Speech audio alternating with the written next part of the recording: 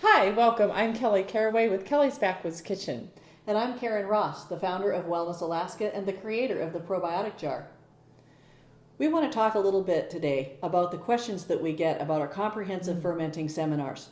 We just had our pilot just a couple of weeks ago, and it went so incredibly well. It did.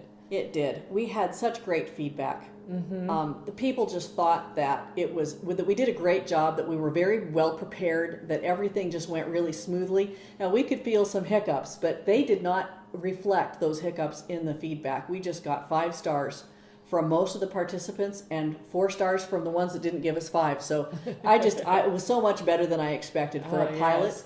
Yes. You do the best you can to prepare, and you don't know what's going to happen. And it was just great. It was just great. The energy I felt just from the feedback, I'm ready to do it again. That was a lot of fun. So some of the questions we got. Yeah. Why do I want to make fermented foods at home? Why can't I just go to the grocery store and buy them?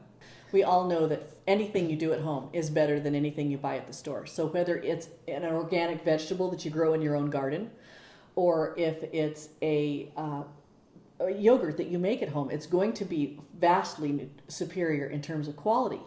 And so if you want to buy fermented food at the grocery store, most of that food is pasteurized.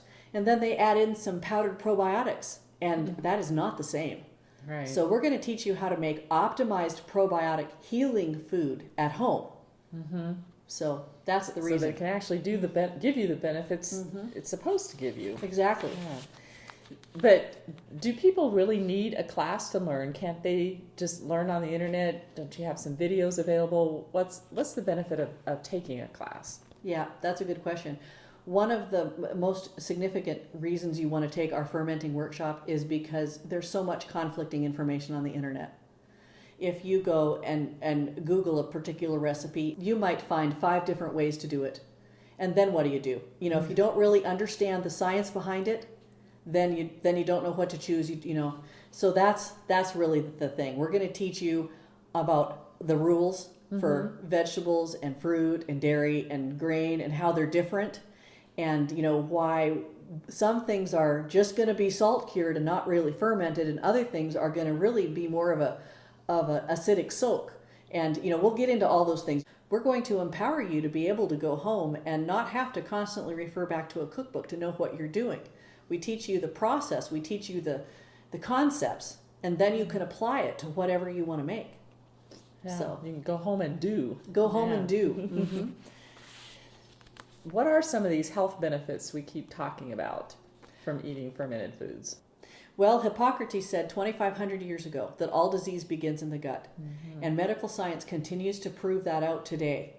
And what we see is a remarkable improvement in digestive health, and that affects overall health. In fact, digestive health has so much to do with our overall health that whatever ails you is likely to get better if you start to incorporate homemade, healthy, optimized probiotic food into your diet. So, especially, I would have to say, especially autoimmune diseases, because those are so directly linked to gut health. So, if you have something like rheumatoid arthritis, you're going to have a little bit better symptom situation than you had without eating probiotic food, Right. And I know that you yourself have suffered from a number of different health challenges. And so how has eating the fermented food benefited you and helped your health? Well, I've done an awful lot of things to try to improve my health. I would say that fermented food is one of the most beneficial things I've done.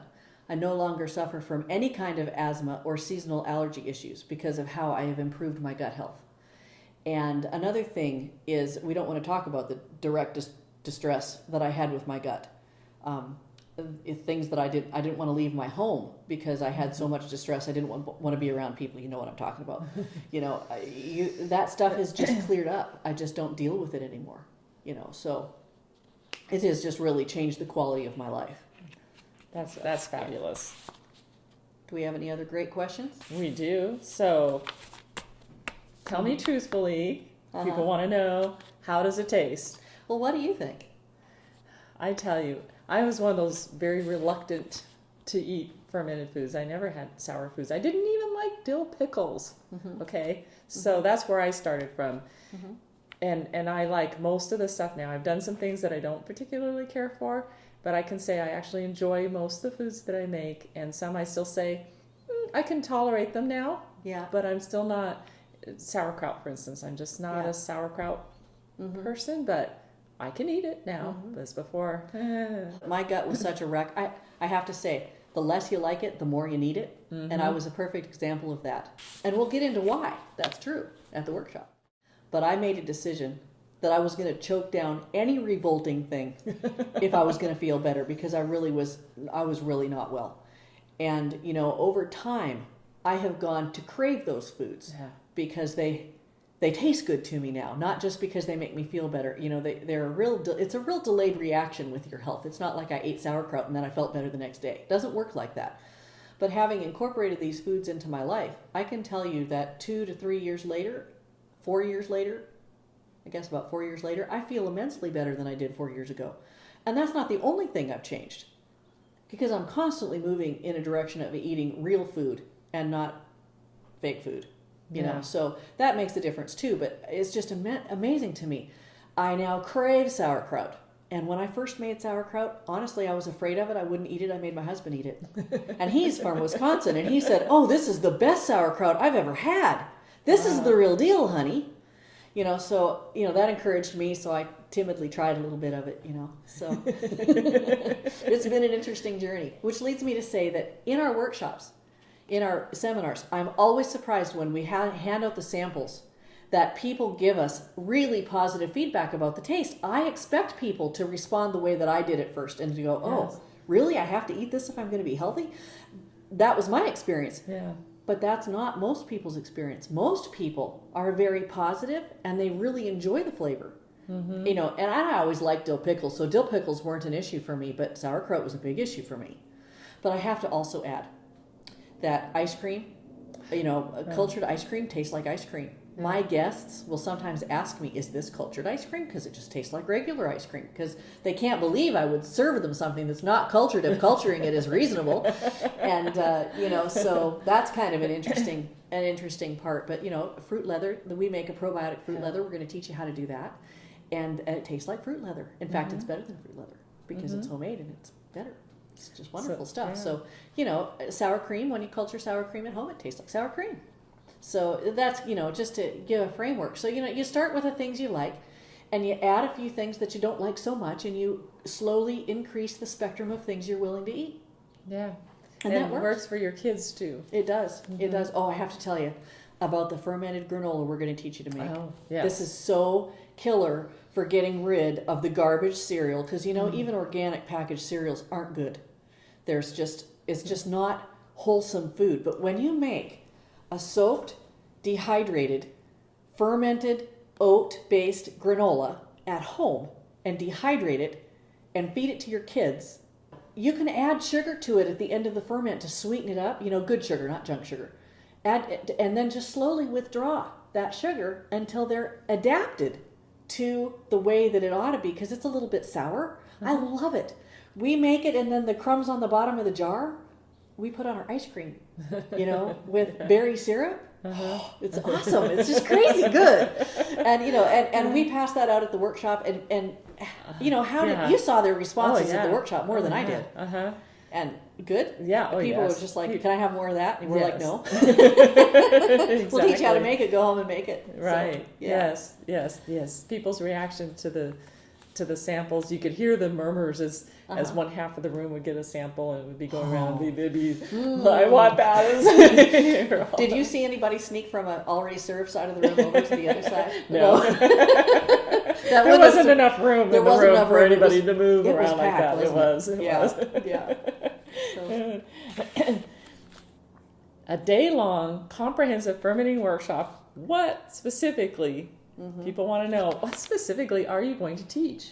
Well, what can you possibly talk about for a whole day? It is amazing. There's a lot of information to cover all the fruit, the dairy, the vegetable, the grain categories.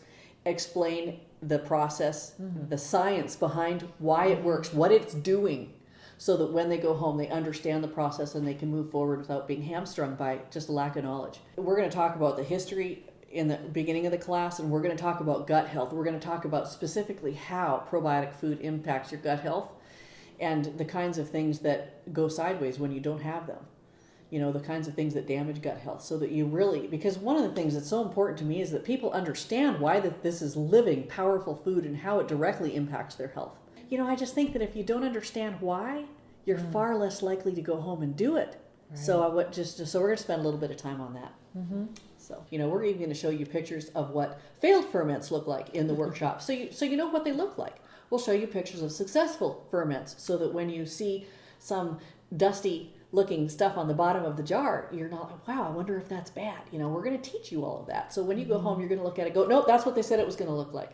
And then the other part is in the tasting. We didn't talk about this when you asked me the question about tasting, but you know what it tastes like, then you know that you did it right. Yeah. You're not going to be going home and stumbling around in the dark when you taste your finished ferments and you're just not sure. We don't want you throwing away good food. And I did a lot of that in the beginning because I didn't have the opportunity to take a workshop like this where I could actually taste more than a dozen different foods and find out what fermented food is supposed to taste like when it's cultured properly. Mm-hmm. Our goal is for you to be confident when you go home. It's a lot of information to remember. What ways do we provide to help people remember this information, to be able to take home and refer back to it later? Mm-hmm. Well, we've got a binder that we're going to send home. It's going to have all of the printed information from the workshop so that you can go back and reference, the details about things. If you don't remember, a particular food and what kind of brine does it take and how long is it going to go for, those kinds of things. They can take notes in that binder. And they can take notes in there. That's right. And then, we're going to stop at the end of each hour and make sure that everybody's on the same page, make sure that everything was thoroughly explained and answer questions. Yeah. So, layer upon layer to the end of the day, we're going to make sure that everything gets fit and that they go home empowered to start to take off. The other amazing thing is that we make our instructors available by phone after the workshop.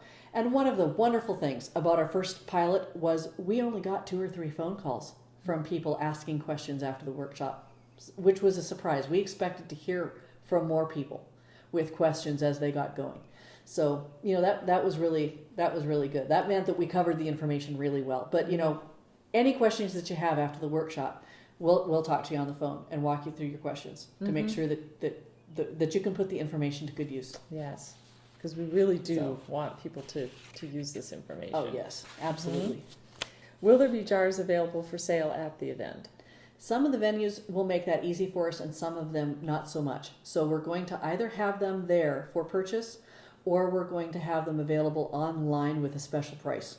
So make it, one way or the other, we're going to get you up and running pretty quickly. Great, yes. Is there anything additional that we haven't talked about?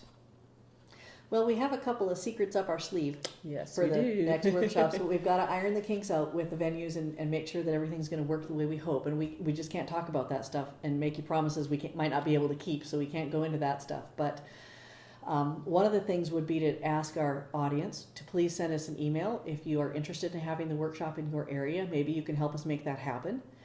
And then there's always the website at probioticjar.com to get on our mailing list so that you're included in our, once or twice a month at the most, we send out an email that will keep you updated about what we're up to and where we're going to be and that sort of thing. So, did I miss anything? No? I think you did good.